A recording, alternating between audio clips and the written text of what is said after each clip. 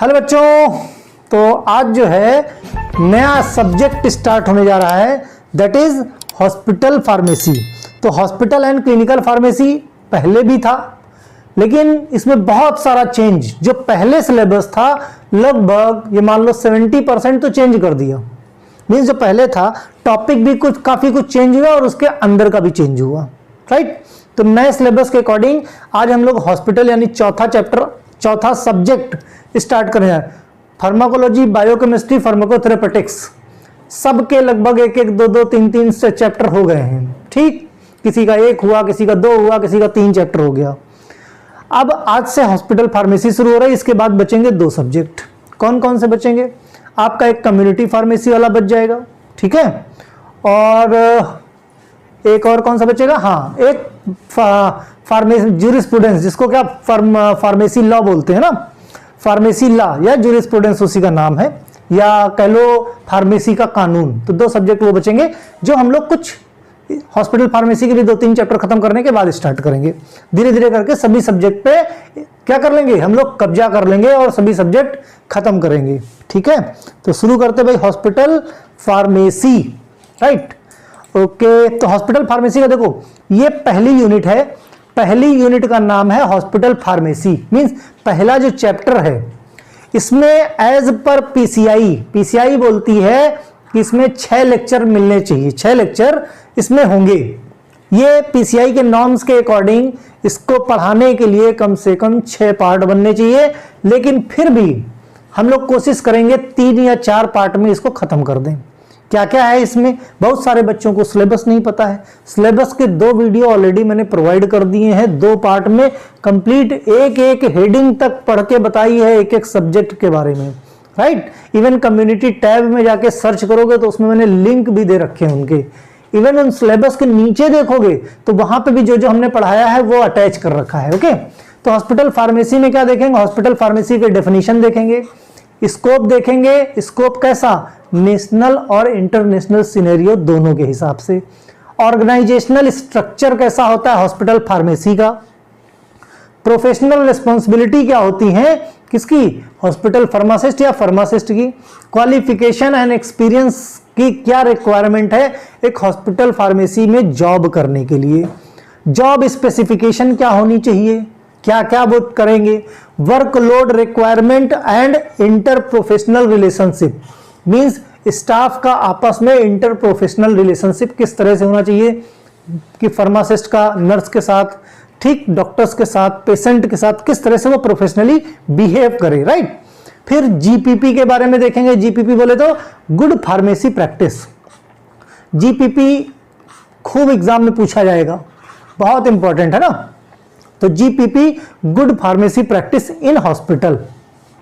एक होता है फार्मेसी प्रैक्टिस, जैसे होता है मैन्युफैक्चरिंग प्रैक्टिस, एक होता है गुड मैन्युफैक्चरिंग प्रैक्टिस। फिर और इंप्लीमेंट होके आया करंट गुड मैन्युफैक्चरिंग प्रैक्टिस, है ना। तो उसी तरह से अभी इंप्लीमेंट हुआ है गुड फार्मेसी प्रैक्टिस। फिर ये भी इंप्लीमेंट होगा 2-4-5 सालों बाद करंट गुड फार्मेसी प्रैक्टिस, है ना। इसी तरह से कुछ ना कुछ क्या इंप्लीमेंट करना है, ओके। फिर क्या पढ़ेंगे इसमें हम? हॉस्पिटल फार्मेसी के स्टैंडर्ड्स क्या क्या हैं, हॉस्पिटल फार्मेसी के स्टैंडर्ड्स। फिर कुछ गाइडलाइंस, NAQS की क्या गाइडलाइन है, NABH accreditation and role of pharmacist. तो ये कुल मिला के ये टॉपिक्स हैं। इन टॉपिक्स के बारे में कितने टॉपिक भाई?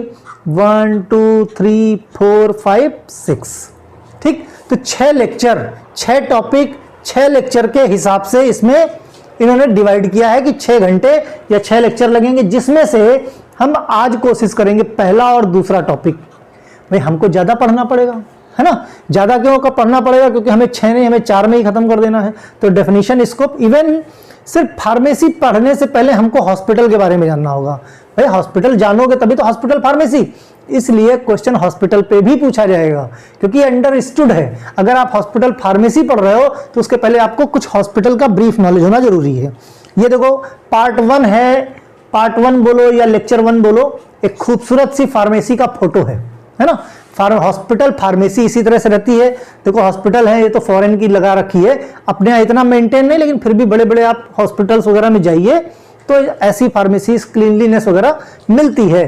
तो क्या क्या चाहिए इसके अंदर वो देखने से पहले हमें हॉस्पिटल का स्टैंडर्ड, क्योंकि हॉस्पिटल जानना इसलिए जरूरी है क्योंकि जो हॉस्पिटल फार्मेसी का साइज है, हॉस्पिटल फार्मेसी की लोकेशन है, वो काफी कुछ डिपेंड करती है हॉस्पिटल पे, है ना। तो हॉस्पिटल क्यों? क्योंकि भाई सोचो कि 100 बेड का हॉस्पिटल हो, है ना, कहीं 100 बेड है, कहीं 50 बेड है, कहीं 1000 बेड है, तो अब सबके फार्मेसी का साइज एक तो नहीं हो सकता।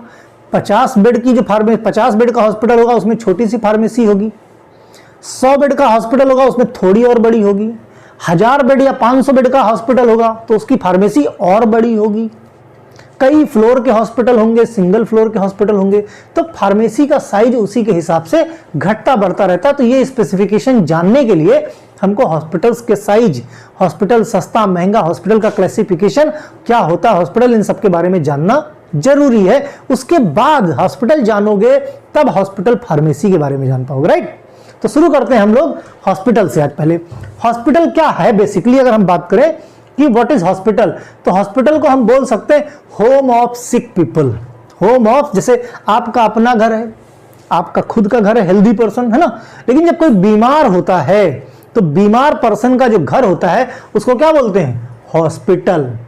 हॉस्पिटल का फुल फॉर्म बोले अगर तो H फॉर हीलिंग, मींस कुछ जो भी बीमारी है वो उसकी ठीक होगी। O फॉर ऑब्जर्वेशन, डॉक्टर उसको क्या करेगा? ऑब्जर्व करेगा कि किस तरह से। और S फॉर सुपरविजन, सुपरवाइज करेगा जितने दिन वो हॉस्पिटल में एडमिट रहेगा। परसुएशन, डेली उसका अपडेट लेता रहेगा, कहते ना कोई काम का परस्यू करते रहना चाहिए लगातार, है ना। इन्वेस्टिगेशन, उसकी बीमारी को इन्वेस्टिगेट करेगा, फिर इन्वेस्टिगेट होने के बाद उसका ट्रीटमेंट होगा। T for, A for assurance करेगा, एश्योरेंस करेगा कि वो ठीक हो गया। याद रहे, इंश्योरेंस मत समझ लेना, ये एश्योरेंस है। एश्योरेंस मींस कंफर्म करेगा कि सामने वाला ठीक है कि नहीं, गारंटी लेता है एक तरह से। लीजर मतलब एकदम रेस्ट, है ना, बिल्कुल चिंता मुक्त। क्यों? अच्छे हॉस्पिटल में आ गए, अच्छे डॉक्टर्स हैं, आपको बेहतर ट्रीटमेंट मिल रहा है तो टेंशन मुक्त हो जाइए। तो ये क्या है? हॉस्पिटल का फुल फॉर्म। उसी में हीलिंग, ऑब्जर्वेशन, इन्वेस्टिगेशन, ट्रीटमेंट, है ना, एश्योरेंस और कूल एंड काम रेस्ट, कि मतलब आप हॉस्पिटल आए हो तो ठीक हो जाओगे। ओके, तो ये हॉस्पिटल का छोटा सा पार्ट है। जैसे देखो, सपोज करो ये बड़ा सा देखो हॉस्पिटल पीछे लगा रखा है। The word of hospital, hospital का मतलब क्या होता है? लैटिन में इसको बोलते हैं हॉस्प। हॉस्प में मतलब होता है होस्ट और गेस्ट। एंशिएंट टाइम पे एक जगह होती थी, मींस वैद्य लोग होते थे, वो बड़ा वेलकम करते थे कोई अगर पेशेंट आता था, बड़ा उससे, क्योंकि क्या होता था कि उनको क्या है, एक कंफर्ट जोन देना। भाई पेशेंट को, जैसे कहते हैं कि कोई आदमी बीमार है तो उसको अपने रिलेटिव्स के आसपास रहना चाहिए। क्यों? क्योंकि पॉजिटिव फील आती है।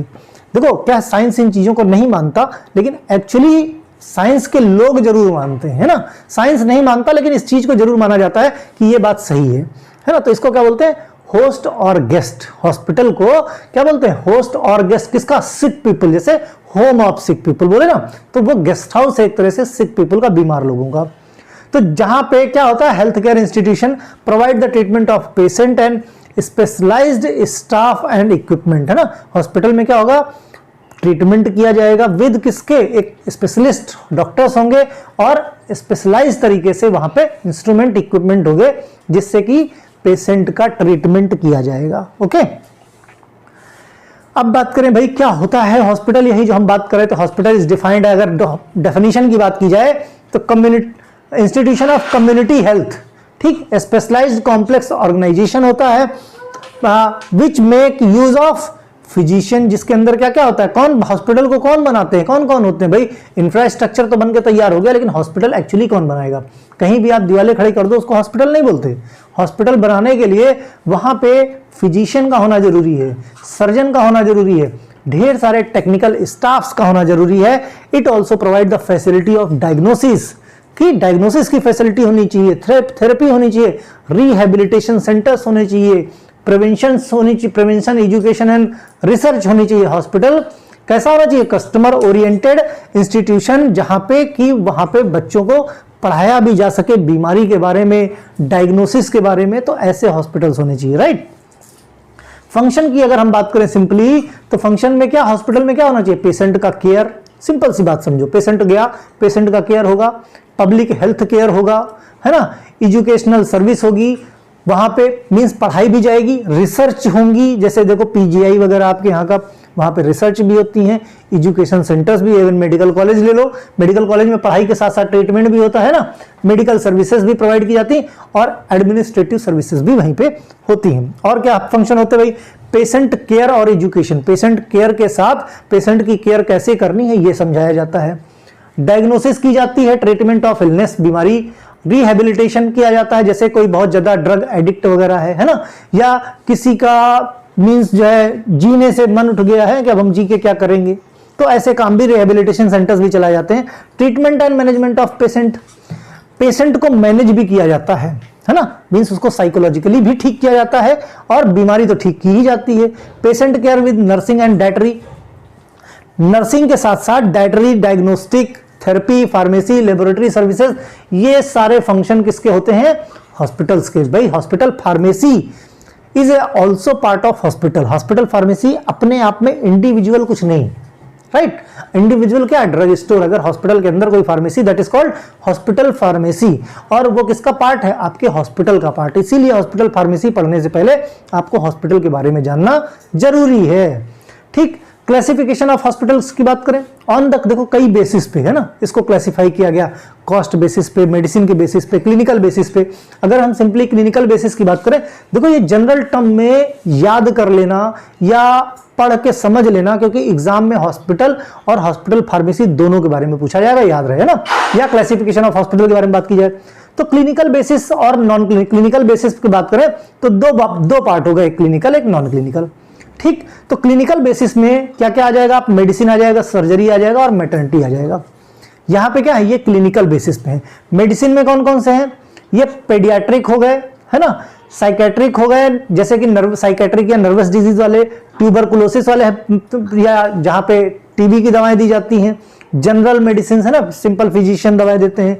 सर्जरी की बात कर लें, ऑर्थोपेडिक हो गई सर्जरी, गायनोकोलॉजिस्ट हो गई, ईएनटी यानी आंख नाक कान गला, है ना। मैटरनिटी शॉर्ट टर्म और लॉन्ग टर्म भी हो सकती है। शॉर्ट टर्म में क्या भाई, लेबर पेन स्टार्ट हुआ, गए और प्रेगनेंसी डिलीवरी हो गई, कुछ लोग को हॉस्पिटलाइज हो जाते हैं तो वो लॉन्ग टर्म मैटरनिटी में आ जाएगा।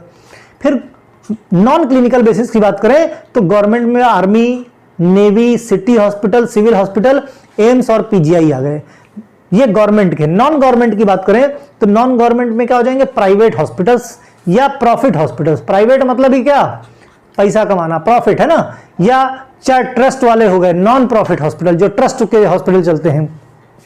Community hospital, missionary hospitals, charitable hospitals, ये किसकी कैटेगरी में आए, ये नॉन गवर्नमेंट की कैटेगरी में आते हैं। ठीक, इसका स्क्रीनशॉट जरूर ले लो, ये पहला पार्ट है on the clinical basis. Okay, next की बात करें हम on the basis of bed capacity. Bed capacity के बेस पे कैसे क्लासिफाई किया गया, जैसे large hospital, bed 1000 and above, 1000 bed का हॉस्पिटल या इससे ज्यादा का, इसको लार्ज हॉस्पिटल बोलते हैं ना। जैसे मुंबई में जेजे हॉस्पिटल है ना, एम्स हॉस्पिटल है कहां, दिल्ली में, सफदरगंज दिल्ली में है ना, न्यू दिल्ली में कैसा सफदरगंज हो गया, एम्स हो गया। मीडियम हॉस्पिटल की बात करें तो 500 से 1000 बेड का जो हॉस्पिटल होता है उसको हम मीडियम हॉस्पिटल की कैटेगरी में डालते हैं। अब देखो इन्हीं हॉस्पिटल के जैसे 1000 और इससे ज्यादा बेड का हॉस्पिटल होगा तो उसका क्या, हॉस्पिटल फार्मेसी का साइज छोटा होगा। यही मीडियम की बात करें 500 से 1000 है ना, तो उसमें क्या होगा, हॉस्पिटल फार्मेसी का साइज उससे कम हो जाएगा। ठीक, जैसे बॉम्बे में जसलोक हॉस्पिटल बड़ा फेमस हॉस्पिटल है, ये जो आपके एक्टर्स वगैरह हैं, एक्ट्रेस वगैरह हैं, जसलोक हॉस्पिटल बहुत जाते हैं। रिसेंटली कोविड के पहले अमिताभ बच्चन जब बीमार हुए थे जसलोक हॉस्पिटल में एडमिट हुए थे, है ना, न्यूज ऐसी आ रही थी। स्मॉल हॉस्पिटल की बात की जाए 100 से लेके 500 बेड के हॉस्पिटल, जैसे बीच कैंडी हॉस्पिटल मुंबई में है, आपके अपने शहर में भी होगा, है ना। छोटे मोटे हॉस्पिटल्स लखनऊ वगैरह में भी 100-500 से बेड के, जैसे आपके सहारा हॉस्पिटल्स वगैरह हो गए, या पीडी हिंदुजा नेशनल हॉस्पिटल, या वेरी स्मॉल साइज के हॉस्पिटल, बेड लेस देन 100, जो छोटे छोटे शहरों में 100 से कम साइज के जो बेड साइज होता है, जो 100 से कम बेड होते हैं वहां पे, है ना। अपने छोटे शहरों में तो 100 बेड का हॉस्पिटल भी बड़ा मान लिया जाता है, लेकिन बड़े शहरों में 1000 बेड के भी hospital, means multi storeys hospitals होते हैं। अब मल्टी स्टोरी हॉस्पिटल में छोटा सा फार्मेसी स्टोर से काम चलेगा क्या, नहीं चलेगा, इसीलिए हॉस्पिटल जानना जरूरी है, right. On the basis of medicine system. अब मेडिसिन सिस्टम के बेसिस पे कैसे क्लासिफाई किया गया है? मेडिसिन एक एलोपैथिक मेडिसिन सिस्टम होती है, जैसे आपका राम मनोहर लोहिया हॉस्पिटल हो गया है ना। आयुर्वेदिक हॉस्पिटल्स की बात होगी, जैसे जम्मू या त्रिवेंद्रम में है ना, आयुर्वेदिक हॉस्पिटल्स स्पेशली हैं। होम्योपैथिक हॉस्पिटल जैसे नेहरू होम्योपैथिक हॉस्पिटल कहाँ पे है? दिल्ली में है। ऐसा नहीं है, ये स्पेसिफिक एक नाम जो बुक में दिए थे वो मैंने बता दिए। ऐसे बहुत से एलोपैथिक हॉस्पिटल्स हैं, है ना। तो या जैसे जसलोक हॉस्पिटल आपने बताया, जे हॉस्पिटल बताया, सब कैसे हैं? एलोपैथिक वाले हैं। आयुर्वेदिक के भी बहुत सारे होंगे, होम्योपैथिक के भी बहुत सारे होंगे। यूनानी हॉस्पिटल की बात करें, जैसे हमदर्द दवाखाना है ना, या यूनानी दवाखाना अलीगढ़ में है, ठीक। तो इस तरह से और भी बहुत सारे यूनानी हॉस्पिटल्स होंगे। तो ये मेडिसिन के बेस पे इसको क्लासिफाई किया गया है, ठीक। अब अगला देख लेते हैं हम किस कैटेगरी में, on the basis of cost.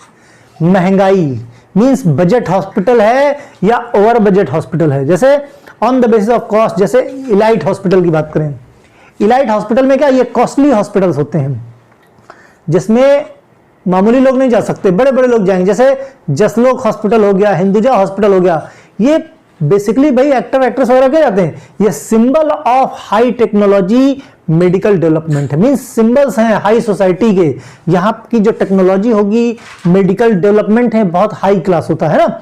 Deluxe rooms वगैरह होते हैं, well equipped TV, telephone, refrigerator, सारा की। ये तो आजकल हम लोगों के शहर के हॉस्पिटल्स में भी टीवी, टेलीफोन और रेफ्रिजरेटर मिल जाता है ना। लेकिन एक टाइम था जो ये एक स्टेटस सिंबल हुआ करता था बड़े बड़े हॉस्पिटल्स में। Room rate are very high, है ना, एंड कॉल्ड 5 स्टार हॉस्पिटल्स। ऐसे हॉस्पिटल्स को 5 स्टार की रेटिंग दी जाती है। मींस जितना साल भर का हम लोगों की कमाई नहीं होती, वहां उतना एक दिन की फीस होती है, एक दिन की फीस होती है। नाम क्या है? 5 स्टार। क्या करेंगे 5 स्टार में जाके यार, ठीक। बजट हॉस्पिटल की बात करें, जो नॉर्मल मीडियम क्लास का लोग जा सकते हैं ना। Hospitals are meant for moderate budget या लो बजट यूजर, जैसे सरकारी अस्पताल है ना, कारपोरेशन वाले हॉस्पिटल्स वगैरह हो गए, है ना। तो ये सब कैसे हो गए? ये बजट हॉस्पिटल किसी के भी बजट में फिट हो जाएंगे। मींस वहां जाने के बाद जेब खाली नहीं होगी। बाकी बड़े बड़े हॉस्पिटल्स तो क्या है, इलाइट हॉस्पिटल्स की कैटेगरी में जो है, चले जाओ तो क्या हो जाएगा, जेब खाली है। अब फिर अगले बार फिर बात करते हैं किसकी, प्राइवेट हॉस्पिटल या नर्सिंग होम्स की अगर हम बात करें। Medical centres are operated generally in all metropolitan city and towns. आजकल मेट्रोपॉलिटन सिटी छोड़ो, कोई भी हॉस्पिटल है प्राइवेट या कोई भी नर्सिंग होम है तो उसके अंदर उसका खुद का मेडिकल स्टोर। कमाई बाहर क्यों जाए, घर के घर में रहे, है ना। तो अब तो सब के सब, जैसे जैसे बेरोजगारी बढ़ेगी तो आदमी क्या करेगा, दुकान खोल के बैठेगा, ठीक। Towns in India by either the single or group of the medical practitioner husband. जैसे क्या होता है कई बार केसेस में हस्बैंड वाइफ दोनों, एक डॉक्टर ने दूसरे डॉक्टर से शादी कर ली, जैसे एक फार्मासिस्ट ने दूसरे फार्मासिस्ट से शादी कर ली, या एक फार्मासिस्ट ने एक डॉक्टर से शादी कर ली। जैसे कहीं किसी केस में वाइफ डॉक्टर, किसी केस में हस्बैंड डॉक्टर है। हस्बैंड सपोज करो डॉक्टर है तो वाइफ उसकी क्या करेगी, मेडिकल स्टोर खोल के बैठ जाएगी फार्मासिस्ट की, या अगर वाइफ डॉक्टर है तो हस्बैंड मेडिकल स्टोर खोल के बैठ जाएगा, है ना। तो इस तरह से, या दो के दोनों डॉक्टर हैं तो दोनों कंबाइंड प्रैक्टिस कर सकते हैं एक ही हॉस्पिटल में। तो ऐसे नर्सिंग होम और हॉस्पिटल्स बहुत सारे शहरों में या जहां आप रहते हो अगल बगल देखने को मिलते हैं। टीचिंग हॉस्पिटल्स की बात करें, टीचिंग हॉस्पिटल में जैसे पीजीआई हो गया, है ना, या आपके मेडिकल कॉलेज हो गए, या बात करो कोई भी मेडिकल साइंस का, जैसे जेएन मेडिकल कॉलेज अलीगढ़ में है, ऑल इंडिया मेडिकल साइंस इन न्यू दिल्ली। ये सारे कैसे हैं, यहाँ पे ट्रीटमेंट के साथ साथ मेडिकल कॉलेज भी अटैच रहते हैं। मींस वहां पे बच्चों को पढ़ाया भी जाता है और डायग्नोसिस कैसे की जाती है उसके बारे में बताया भी जाता है, ठीक। तो ये हो गए आपके टीचिंग हॉस्पिटल्स की केस में। फिर अब बात करते हैं मेन जो हमारा टॉपिक है, दैट इज हॉस्पिटल फार्मेसी। अगर हॉस्पिटल पता चल गया तो अब हॉस्पिटल फार्मेसी खाली दवाओं के बारे में जानना है, राइट। तो ये क्या है, चिकित्सा में प्रयुक्त द्रव्यों का ज्ञान और को औषधि निर्माण अथवा भेषज विज्ञान या भेषजी या फार्मेसी कहते हैं। चिकित्सा में मींस जो ट्रीटमेंट में, देखो क्या, department of hospitals which deal with the procurement. Hospital pharmacy में बेसिकली क्या है, हॉस्पिटल के अंदर जो हॉस्पिटल फार्मेसी डिपार्टमेंट है क्या करता है, deals with procurement, storage, compounding, dispensing, manufacturing, testing, packaging और डिस्ट्रीब्यूशन ऑफ ड्रग। ड्रग का प्रोक्योरमेंट करके रखेगी, मंगा के रखेगी गोडाउन में, स्टोरेज होगा, कंपाउंडिंग होगी, डिस्पेंसिंग प्रॉपर तरीके से होगी, मैन्युफैक्चरिंग होगी, टेस्टिंग होगी कि भाई सही है कि नहीं है, पैकेजिंग होगी और फिर पेशेंट को डिस्ट्रीब्यूट किया जाएगा, डिस्ट्रीब्यूशन होगा। Practice of pharmacy with in the hospital under the supervision of professional pharmacist. अब ऐसे ही कोई ऐरा गैरा आके दवा नहीं बेच सकता या हॉस्पिटल फार्मेसी में काम नहीं कर सकता। जूनियर फार्मासिस्ट होंगे एटलीस्ट डिप्लोमा, है ना, उनके ऊपर क्या रजिस्टर्ड फार्मासिस्ट होंगे जो सीनियर होंगे, उनके सुपरविजन में, या अगर कोई टेक्नीशियन वगैरह रखा भी गया नॉन टेक्निकल तो वो भी दवा डिस्पेंस उसी कंडीशन में करेगा, किसके, under the supervision of pharmacist. ठीक, that is known as called hospital pharmacy. अब हिंदी में यही बोले, थोड़ा कठिन है समझो। चिकित्सा में प्रयुक्त द्रव्यों का ज्ञान, चिकित्सा में जो द्रव्य यानी जो मेडिसिन, जो औषधियां, तो इसमें औषधि निर्माण मीन्स जो मैन्युफैक्चरिंग का नॉलेज, और फार्मेसी भेषज विज्ञान जिसको क्या फार्मेसी बोलते हैं, कहते हैं ना, इसके अंतर्गत औषधियों का ज्ञान, उनका संयोजन, उनका स्टोरेज ही नहीं बल्कि उनका आइडेंटिफिकेशन यानी पहचान, संरक्षण यानी प्रोक्योरमेंट, निर्माण मतलब मैन्युफैक्चरिंग, विश्लेषण मतलब टेस्टिंग, और प्रमापण भी करते हैं। प्रमापण क्या मीन्स डिस्पेंसिंग, आई थिंक, है ना, क्लियर नहीं हूं मैं, प्रमापण मेरे ख्याल से डिस्पेंसिंग होगा। फार्मेसी उस स्थान को भी कहते हैं जहां औषधियोजन का विक्रय होता है, जहां पे औषधियों का विक्रय होता है, औषधियां बेची जाती, यानी मेडिसिन क्या है, मेडिसिन की सेल की जाती है, उस जगह को भी हम फार्मेसी बोलते हैं। बात समझे? तो that is called hospital pharmacy. ये सबसे इनिशियल पॉइंट है ना, कि हॉस्पिटल फार्मेसी। कुल मिला के हॉस्पिटल के अंदर ये हॉस्पिटल का ही एक डिपार्टमेंट है जहां procurement, storage, compounding, dispensing, manufacturing, testing, packaging और डिस्ट्रीब्यूशन या डिस्पेंसिंग का काम की जाता है, किसका, मेडिसिन का, उसी को हम बोलते हैं हॉस्पिटल फार्मेसी। हॉस्पिटल फार्मेसी को और कई तरह से बांटा गया है, जैसे स्पेशलाइज्ड फील्ड होती है फार्मेसी की जो integrated into care of medical centres. Medical centres मतलब जो हॉस्पिटल्स के अंदर है उसी का इंटीग्रेटेड पार्ट है, मींस अलग से नहीं। These include the centres such as the hospital, out patient clinic, drug dependency facility, poison control centres, drug information and central residential care facility. इस हॉस्पिटल फार्मेसी के अंदर क्या क्या है भाई, जैसे हॉस्पिटल के अंदर हॉस्पिटल फार्मेसी, ये आउट पेशेंट या कोई आउट पेशेंट क्लिनिक है, मींस पेशेंट बाहर का है, कोई एडमिट नहीं है। Drug dependency facility, poison control centre भी इसी फार्मेसी में होता है। ड्रग इंफॉर्मेशन इसके बारे में पूरी होगी और बाकायदे केयर फैसिलिटी भी इसी में दी जाती है। प्रोफेशन इन्वॉल्व क्या है, ये प्रोफेशन जो फार्मेसी का है क्या है भाई, प्रिपेयरिंग क्या करता है, प्रिपेयर करता है, स्टोर करता है, कंपाउंडिंग करता है, डिस्पेंसिंग ऑफ मेडिकेशंस, किसके लिए, पेशेंट के लिए एक medical atmosphere, medical environment provide करता है। तो कुल मिला के वही घूम फिर के है। नेक्स्ट चीज आती है जो सबसे इंपॉर्टेंट है, that is scope of hospital pharmacy. Question क्या बनेगा, what do you understand hospital pharmacy by hospital pharmacy and explain its scope या स्कोप ऑफ हॉस्पिटल फार्मेसी, है ना, या हॉस्पिटल फार्मेसी है, explain hospital pharmacy and its scope, या classification of hospital and explain the scope of hospital pharmacy. इस तरह से question इसमें पुटअप होते हैं। तो हॉस्पिटल स्कोप की बात करें, स्कोप मतलब आपने अगर फार्मेसी कर ली है, हॉस्पिटल फार्मेसी सीख गए हो, तो क्या क्या कर सकते हो, कहां कहां जा सकते हो, कहां कहां नौकरी कर सकते हो, मींस आपका अपना स्कोप क्या है। जैसे फार्मेसी किया, फार्मेसी करके कहां कहां जा, इंडस्ट्री में भी जा सकते हो, एकेडमिक्स में भी जा सकते हो, क्लिनिकल्स में भी जा सकते हो, है ना, प्रैक्टिस भी कर सकते हो, तो बहुत सारी चीजें, मेडिकल स्टोर भी खोल सकते हो, नंबर ऑफ फॉरेन भी जा सकते हो, वहां पे भी जाके हॉस्पिटल वगैरह में काम कर सकते हो, मेडिकल स्टोर्स में काम कर सकते हो, ये स्कोप हो गया। उसी तरह से हॉस्पिटल फार्मेसी क्या है, place where the management of medication occur in hospital. Hospital pharmacy क्या है, वहां पे मैनेजमेंट होता है किसका, मेडिकेशंस का, किसके अंदर, हॉस्पिटल के अंदर, है ना।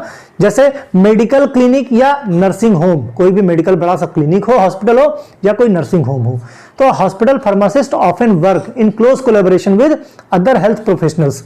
जैसे हॉस्पिटल फार्मासिस्ट है, ये सिर्फ मेडिकल स्टोर्स में नहीं और अदर जो हेल्थ से रिलेटेड काम है, हेल्थ से रिलेटेड कोई भी प्रोफेशन है, वहां पे भी कोलैबोरेशन में हॉस्पिटल फार्मासिस्ट काम कर सकता है।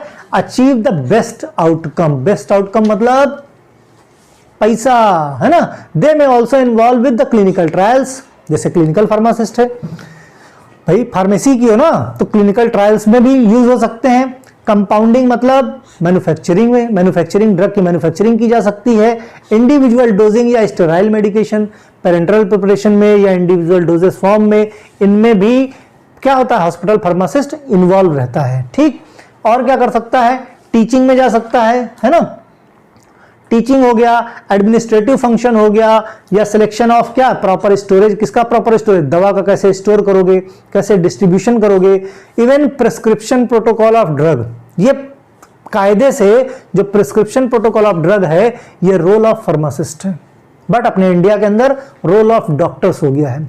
डॉक्टर्स को क्या है, हम अपना टैलेंट डॉक्टर्स को पढ़ा देते हैं। हमारे पास जो दवाओं का नॉलेज वो फार्मासिस्ट के पास होता है, डॉक्टर के पास नहीं होता। उसके पास डायग्नोस्ट करने की पावर होती है। जो 4 साल वो MBBS की तैयारी करता है, कहीं पे भी उसको दवाओं का नॉलेज नहीं दिया जाता। रफली तो दवाएं इस्तेमाल होती है और रट जाती हैं, बट स्पेसिफिक उस दवा की क्या प्रॉपर्टी है ये उसको नहीं पता होता। क्यों? क्योंकि दवा बनाने कोई डॉक्टर नहीं जाता, दवा बनाता आपका अपना फार्मासिस्ट। किसी डॉक्टर ने, इतना बड़ा कोविड हो गया, इतनी बड़ी रिसर्च हो गई, कोविशील्ड बन गई, कोवैक्सीन बन गई है, डॉक्टर को आता है क्या? डॉक्टर के लिए बता सकता हाँ भाई इसको कोविड हो गया। अब ये कोविड क्यों हुआ है, इसकी रिसर्च आपका फार्मासिस्ट करता है। दवा आपके फार्मासिस्ट ने बनाई, डॉक्टर नहीं बना सकते। क्लिनिकल ट्रायल्स डॉक्टर नहीं करते, बात समझे? तो ये साइंटिस्ट करते। साइंटिस्ट कौन होते हैं? यही बी फार्म के बाद जब एम फार्म के बाद जब PhD करने जाते हैं तो यही तो साइंटिस्ट बनते हैं, वही करते हैं जाके, राइट? तो वो अलग बात है, क्रेडिट सारा अपने हिंदुस्तान में सब डॉक्टरों को चला जाता है, करते सारे फार्मासिस्ट हैं। ठीक, और क्या भाई, हाँ एडमिनिस्ट्रेशन, भाई दवा का एडमिनिस्ट्रेशन कैसे होगा, एडमिनिस्ट्रेशन के बाद उसकी मॉनिटरिंग कैसे होगी, दवा की सेफ्टी, ये सारे कंसर्न किसको पता होंगे? जिसने दवा बनाई है, यानी फार्मासिस्ट को। As well as assessing the drug level of drug safety में all the part of their work. अब हम डॉक्टर्स को फार्मासिस्ट ही बताता है कि इतनी डोज इस पेशेंट को देनी है, अगर ये डबल डोज हो गई तो नुकसान कर जाएगी। डॉक्टर क्या है, खाली पैरासीटामोल जानता है, हाँ पैरासीटामोल है, लेकिन उसके अंदर और क्या क्या है ये तो फार्मासिस्ट को ही पता है। कितने डिग्री पे उसका स्टोरेज होता है फार्मासिस्ट को ही पता है, वही लिख के दे देता है, वही बता देता है डॉक्टर्स को, राइट? हॉस्पिटल फार्मासिस्ट में भी इन पेशेंट और आउट पेशेंट फार्मासिस्ट। देखो हॉस्पिटल के अंदर जो फार्मेसी है आपकी, चाहे इन पेशेंट हो चाहे आउट पेशेंट हो, इन पेशेंट का जो हॉस्पिटल के अंदर एडमिट है, आउट पेशेंट का जो बाहर से आपके आता है, डॉक्टर को दिखाता है और दवा लेके चला जाता है। इन पेशेंट क्या है, बाहर से आता जरूर है लेकिन हॉस्पिटल में एडमिट हो जाता है, वो इन पेशेंट है। आउट पेशेंट डॉक्टर से आया, कंसल्ट किया और हॉस्पिटल से दवा लेके चला गया, वो आउट पेशेंट है ना। May also specialise one or other area of pharmacotherapy, तो फार्माकोथेरेपी भी इसी का एक पार्ट है। There are many different type of pharmacy other places where trained pharmacist की जहां पे रिक्वायरमेंट होती है, जैसे कम्युनिटी फार्मेसी की बात हो गई है ना, हॉस्पिटल फार्मेसी हो गया, क्लिनिकल फार्मेसी हो गया, इंडस्ट्रियल फार्मेसी हो गया, कंपाउंडिंग फार्मेसी जो मैन्युफैक्चरिंग हो गई, कंसल्टिंग फार्मेसी जो जो पेशेंट को बताते हैं कि हाँ भाई दवा कैसे लेनी है, किस तरह की बीमारी होती तो किस तरह की दवा। एम्बुलेटरी केयर फैसिलिटी है ना, एम्बुलेटरी केयर फैसिलिटी जैसे फोन लगाते हैं ना 102 नंबर पे, कहीं भी कोई प्रॉब्लम हो जाती है, या कोई भी पेशेंट आया अपना एम्बुलेंस से आया, डॉक्टर को दिखाया, अगर ज्यादा सीरियस है तो उसको एडमिट कर लिया, नहीं सीरियस है तो उसको दवा देके बाहर कर दिया। रेगुलेटरी फार्मेसी जैसे ड्रग रेगुलेटरी अथॉरिटी वगैरह होती है, जिसको क्या बोलते हैं हम, DRA। इंडस्ट्री में एक पार्ट होता है DRA का, इनका काम क्या होता है, ड्रग वगैरह का प्रचार प्रसार या उसके बारे में, जैसे आपको दूसरी कंट्री में भेजना है दवा तो वो काम सब DRA वगैरह वाले देखते हैं, ऑडिटर वगैरह। या home care pharmacy, home care pharmacy में क्या, जैसे कोई पेशेंट है या फार्मासिस्ट है, किसी को घर पे ही जाके ट्रीटमेंट देना है ना, घर पे जाके दवा देना है, इंजेक्शन लगाना है, नीडल चढ़ानी है, सिरिंज चढ़ाना है, IV फ्लूइड्स चढ़ाना है, तो ये सब काम फार्मासिस्ट आपके कर लेते हैं। इसको क्या बोलते हैं, होम केयर फार्मेसी, मींस घर तक जाके दवाएं पहुंचाना।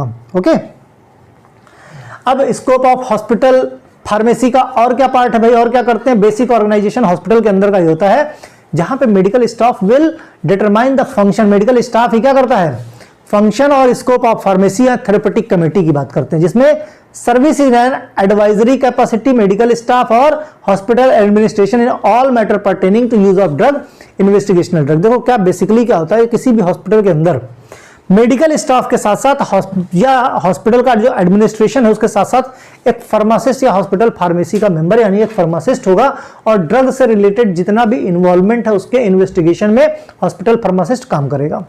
डेवलपमेंट ऑफ, जैसे डेवलपमेंट ऑफ फार्मुलरी हो गई है ना, कौन सी ड्रग एक्सेप्ट करनी है, कौन सी ड्रग रखनी है, कौन सी ड्रग बाहर भेजनी है, ठीक। या किसको जो है ड्रग फार्मुलरी, क्या होती है ड्रग फार्मुलरी में, हॉस्पिटल के अंदर इस्तेमाल होने वाली सारी ड्रग्स की डिटेल, कौन कौन सी दवाएं, जो दवाएं एब्सोल्यूट हो जाती हैं उनको वहां से हटा दिया जाता है और नई ड्रग जो डालनी है, कोई नई ड्रग अगर आई है मार्केट में और हॉस्पिटल में इंट्रोड्यूस करनी है तो उसके पहले वो फार्मुलरी का पार्ट, जिसको क्या बोलते हैं हॉस्पिटल फार्मुलरी, है ना।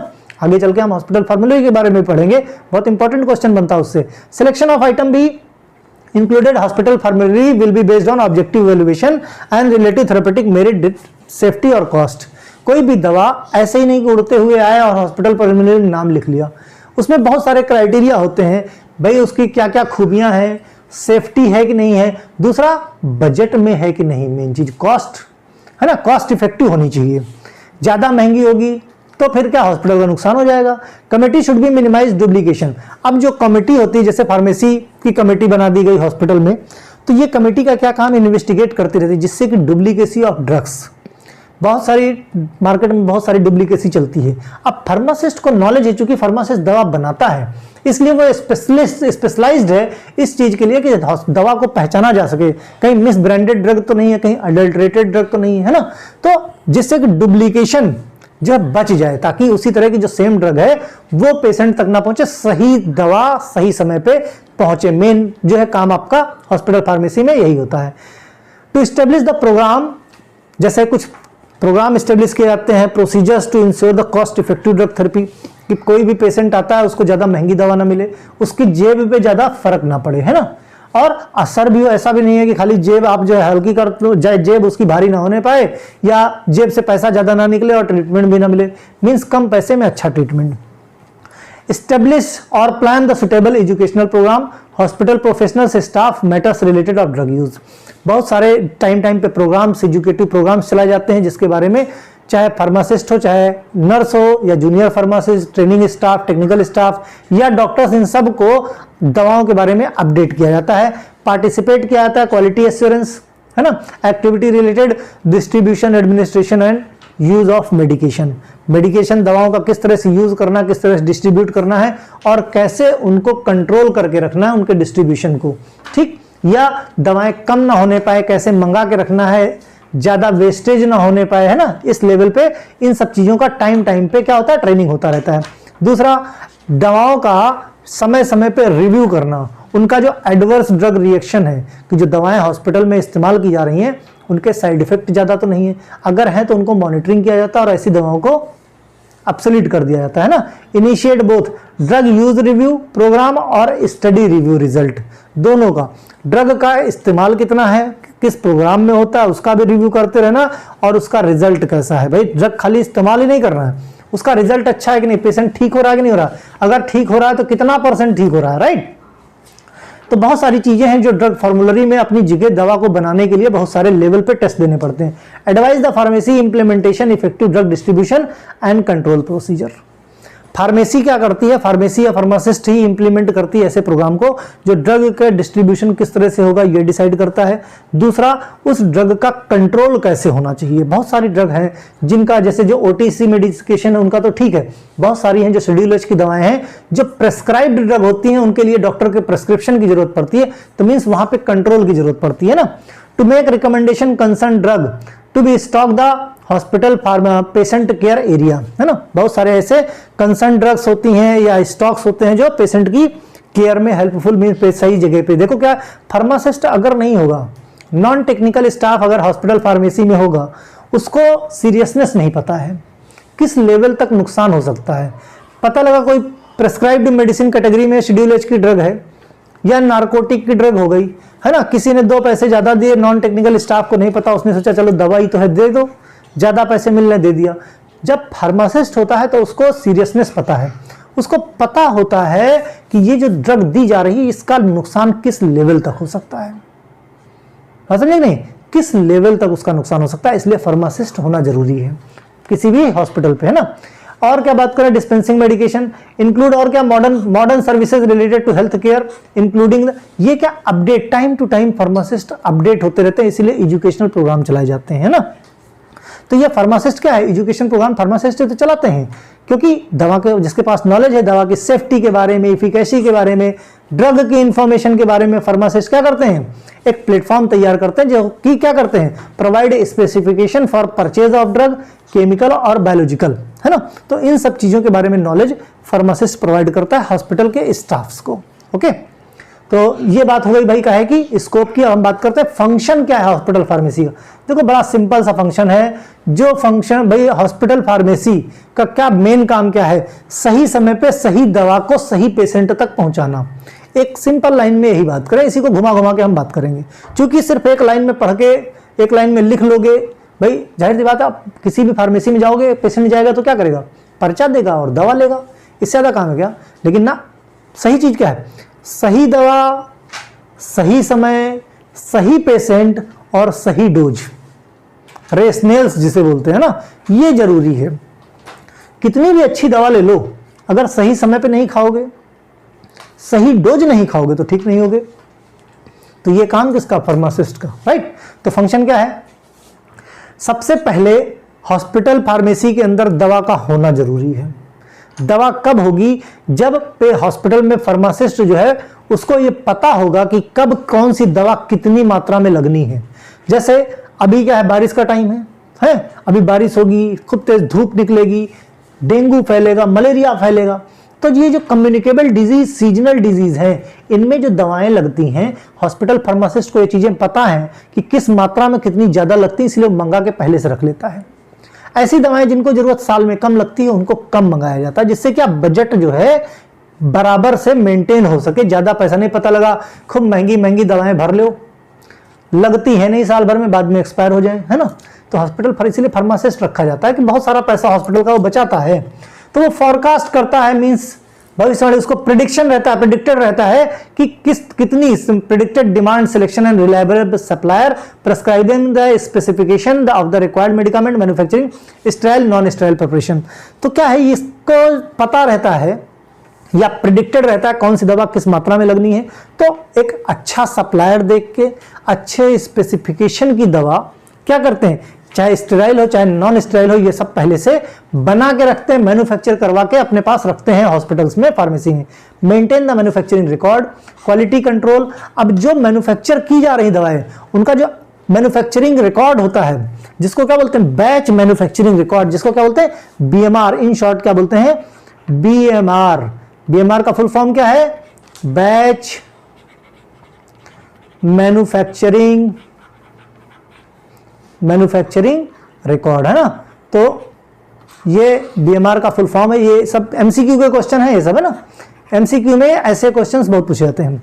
ओके, तो जिस तरह से भी दवा बनाई गई, स्टेप बाय स्टेप देखते होगे पिक्चरों में, साइंटिस्ट वगैरह क्या करते हैं, एक स्टेप परफॉर्म करते हैं, कंप्यूटर पे टाइप करते हैं, एक स्टेप परफॉर्म करते हैं, कंप्यूटर पे टाइप करते हैं। इवन आप भी केमिस्ट्री लैब वगैरह में जाते हो, हॉस्पिटल फार्मेसी की लैब में जाते हो, सपोज करो आपको ऑटोक्लेव करना है ना, तो उसमें क्या प्रोसीजर में एक एक स्टेप लिखा रहता है। हाँ भाई, अब क्या करो, ऑटोक्लेव की लिड खोलो, है ना, पहला स्टेप। दूसरा, ढक्कन साइड में रखो, उसके अंदर जो मार्क दिया है वहां तक पानी भर लो, राइट। फिर जिस पद को जो ऑटोक्लेव करना है, जिस ग्लास के आइटम्स को, उनको क्या करो, एक पेपर में, ब्राउन पेपर में रैप कर लो, रैप करके उसको क्या करो, धागे से बांध दो। बांधने के बाद क्या करो, फिर नेक्स्ट स्टेप में क्या, उसको प्लेस कर दो, कहाँ पे, ऑटोक्लेव के अंदर। फिर क्या करो, लिड को बंद कर दो ऊपर से, और उसके जो नट्स हैं उनको टाइट कर दो। फिर करंट सप्लाई करो, फिर प्रेशर देखो कि हाँ भाई इतना प्रेशर हो गया, इतना मिनट हो गया, इसका मतलब ये स्टेरलाइज हो गया, है ना। तो ये स्टेप बाय स्टेप प्रोसीजर्स होते हैं।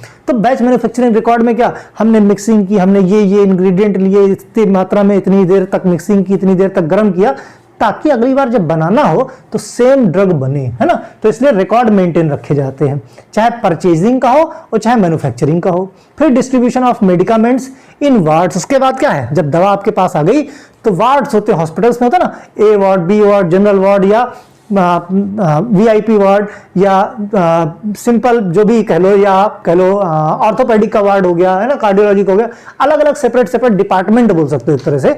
तो उन वार्ड्स तक दवाएं पहुंचाई जाती हैं। पहुंचाने के बहुत सारे तरीके होते हैं। कई बार नर्स लेके जाती हैं, कई बार सैटेलाइट फार्मेसी रहती है। सैटेलाइट फार्मेसी का एक ट्रॉली टाइप होती है SS की, उसमें दवाएं रख के वार्ड में पहुंचा दी जाती है ना। Dispensing of medicament of out patient. Out patient कौन सा? जैसे पेशेंट कोई आया, आप हॉस्पिटल सपोज करो आप गए, किसी को कोई बीमारी हो गई या सर्दी जुकाम बुखार ज्यादा हो गया, ठीक नहीं हो रहा, क्या करोगे? हॉस्पिटल के अंदर गए, हॉस्पिटल में गए, हॉस्पिटल में डॉक्टर से कंसल्ट किया, डॉक्टर ने पर्चा लिखा, पर्चा आपने फार्मेसी में दिया, दवा ली और घर चले आए। ये क्या हो गए? आउट पेशेंट हो गए, है ना। तो आउट पेशेंट को ड्रग के डिस्पेंसिंग करना। दूसरा, ड्रग इंफॉर्मेशन सोर्स इन हॉस्पिटल। हॉस्पिटल के अंदर ड्रग का इंफॉर्मेशन कहां मिलेगा?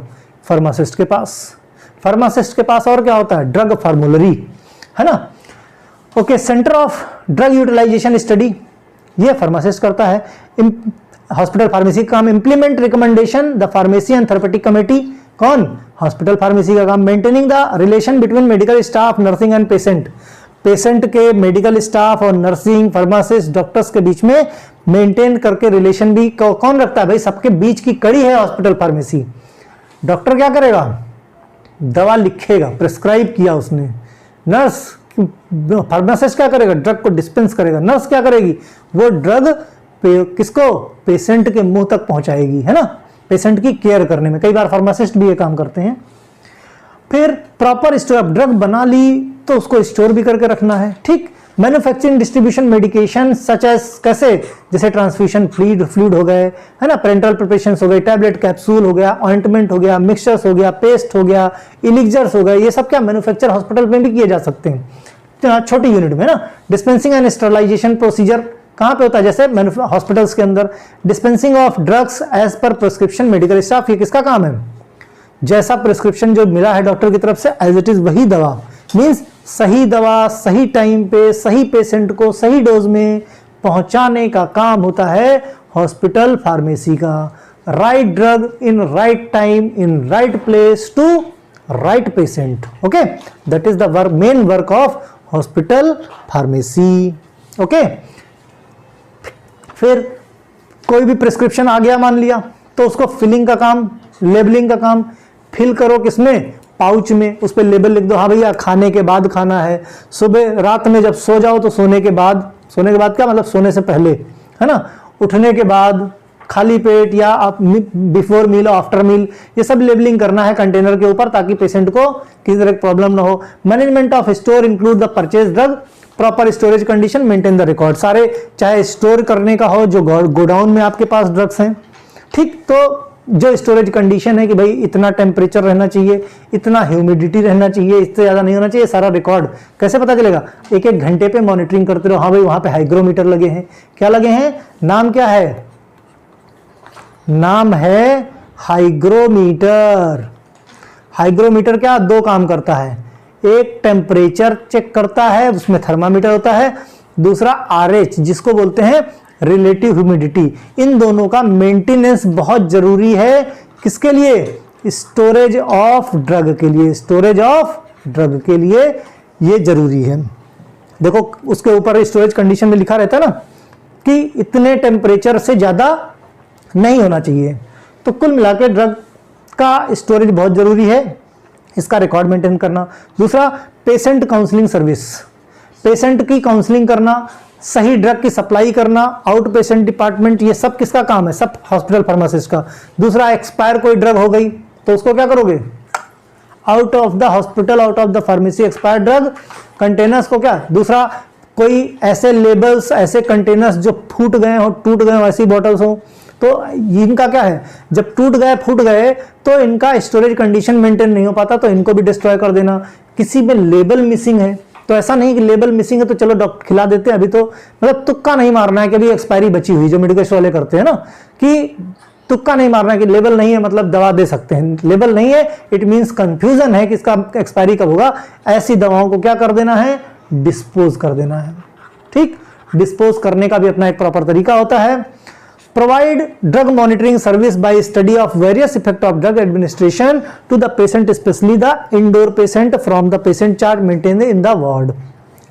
इनडोर पेशेंट मतलब जैसे कोई भी पेशेंट है, हॉस्पिटल के अंदर गया, डॉक्टर को लगा कि घर पे इसका ट्रीटमेंट बराबर तरीके से नहीं किया जा सकता, मतलब उसको हॉस्पिटल में एडमिट कर लिया जाए।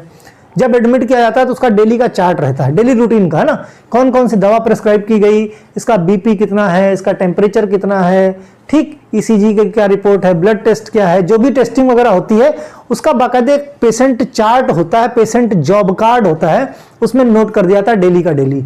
डॉक्टर आता है, देखते हुए डॉक्टर आता है सबसे पहले, हाँ भाई पर्चा दिखाओ, है, वही पे टंगा रहता है, उसको देखता है, उसमें कुछ दवाएं ऐड कर देता है, कुछ दवा डिलीट कर देता है, पेशेंट के बारे में हालचाल पूछता है और वो उसमें सब कुछ लिख देता है।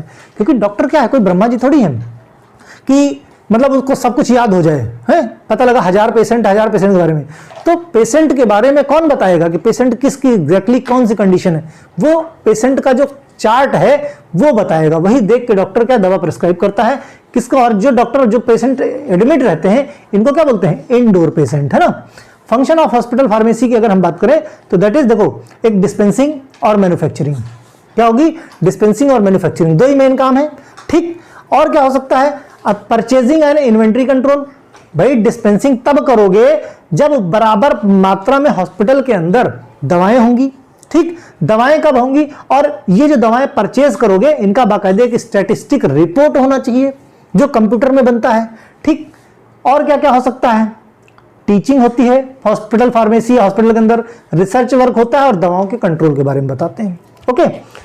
फिर जो डिस्पेंस होगा किसको किसको होगा, आउटडोर पेशेंट हो गया जो बाहर से आया पेशेंट, इनडोर जो एडमिट है, ठीक, medical surgical laboratory supply wards में, फ्लोर स्टॉक में, अल्कोहल या नारकोटिक्स की जो ड्रग्स हैं इनका स्टोरेज, इनका किस तरह से प्रिस्क्रिप्शन के बाद ही देना, और कैसे कैसे हॉस्पिटल के अंदर या हॉस्पिटल फार्मेसी में इनका कैसे स्टोरेज करके रखना, अलग, जैसे नारकोटिक्स वगैरह अलग डिपार्टमेंट ही बना दिया जाता है ताकि मिक्सिंग ना होने पाए गलती से भी। बल्क मैन्युफैक्चरिंग किया किसमें, बल्क मंगाया, large volume parenteral, small volume और सर्जिकल इरिगेशन फ्लूइड्स, है ना, जैसे आईवी फ्लूइड्स वगैरह हो गए, इन सबका स्टोरेज और इन सबकी डिस्पेंसिंग समय समय पे, ये सारे के सारे काम किसके हैं, हॉस्पिटल फार्मेसी के, ठीक। तो हॉस्पिटल फार्मेसी के काम वगैरह देख लिए। अब एक काम करते हैं, ऑर्गेनाइजेशनल स्ट्रक्चर वगैरह जो है ना, और प्रोफेशनल जॉब रिस्पॉन्सिबिलिटीज, ये सब चीजें हम लोग देखेंगे नेक्स्ट वीडियो में, क्योंकि बहुत वीडियो बड़ा करना भी ठीक नहीं है ना। तो कुल मिला के हम लोग 4 का टारगेट बनाए, 4 वीडियो में खत्म कर देंगे। Okay, bye.